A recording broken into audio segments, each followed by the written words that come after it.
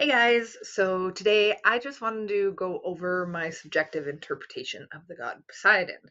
Now, as most people know, he is the Greek god of the oceans and he is brother to both Zeus and Hades. Zeus being the god of lightning and thunder, and Zeus also being associated with the cerebral, whereas Hades is the god of the underworld and all things dark, and he is the god of, as Manly Hall puts it, the visceral, so kind of the intestines and stuff. So Poseidon is actually in the middle. He is the god of the waters, horses, earthquakes, and storms. He's also known as the god of the thoracic, like the torso, basically the heart.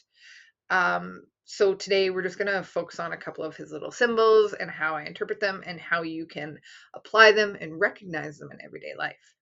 Um, so all of these have to actually do with he's the god of your emotions. Water in the ancient times often had to do with the emotions and the flow of life and things like that. So it's very interesting that he also has horses in there and earthquakes. But the thing with earthquakes is it's the ground trembling. It's the ground coming out from underneath you. And if you've ever been in a very sudden, tragic, unexpected event, you will know the feeling of it feels like the rug got pulled out from underneath you. It feels like the ground came out from underneath you. It also has to do with your world kind of expanding and contracting because obviously when there's an earthquake, the amount of space that the soil takes up expands or it contracts. Like I realize there's a big crevice in there, but like do you understand what I'm trying to say where like the area expands and contracts? There's another symbol that has to do with him. We're going to get to that in a minute and it kind of ties in here with the expansion and the contraction.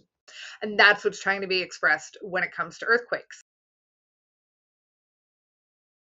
Horses back in the day were the drivers of your vehicles. They were the drivers of your chariot. They were the thing that propelled you forward. And this is also what's trying to be conveyed when it comes to horses is that most people actually dictate most of their life by their emotions, whether they want to feel said emotions or not. Because many people make decisions based on, I don't want to feel this emotion, therefore I'm going to go this way. Hence, where it's like the horse is like the driver.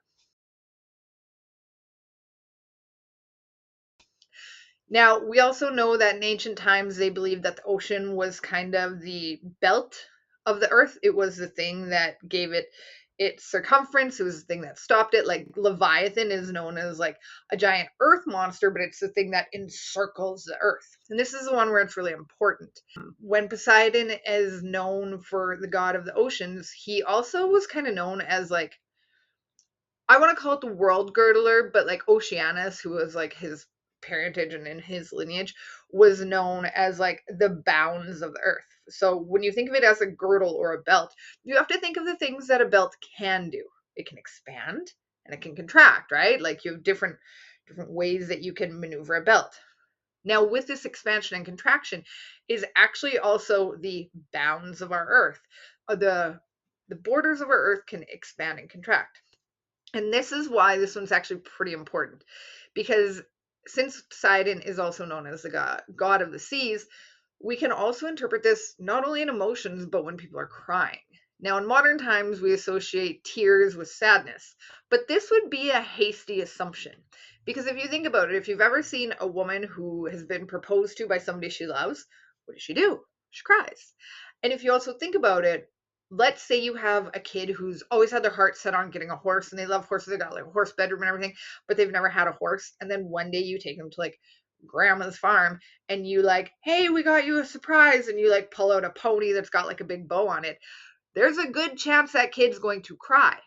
Now, neither the bride to be nor the child is crying from sadness. They're crying because their world is expanding. All of a sudden, their hopes, their dreams, and such got put into reality. It got put into the tangible. It became earth. Like soil in the ancient days is known as like what is tangible, what you can touch, what you can create, right?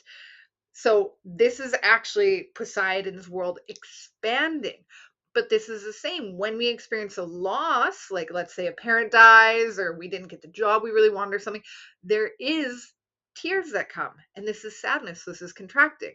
This is why Poseidon, being known as like the bounds of the earth or the world girdler or the earth belt, whatever you want to call it, is very telling of what Poseidon's position is and how our hearts and our emotions work, because he's also the Triassic god. Beautiful things expand our world, which also causes us to cry. And sad things contract our world, which causes us to cry. So today I just wanted to express my own subjective interpretation of Poseidon, and I'd love to hear yours. Comment down below what you think Poseidon stands for. Thanks so much for being here. Have a good day, guys.